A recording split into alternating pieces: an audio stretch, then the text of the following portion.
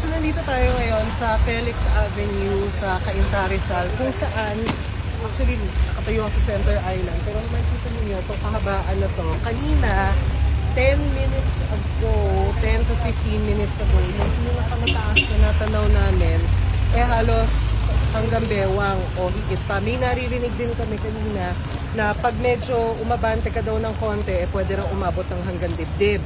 Pero kung gaano kabilis tumaas yung tubig, ganun din siya kabilis humupa o bumaba ngayon. Dahil ngayon, kung titingnan mo yung doon sa pinakadulo, ang makikita mo na nataas ng tubig mga hanggang hita o hanggang balakang. Minsan pa nga, hita na lang. Pero yun yung problema ng maraming mga commuter ngayon.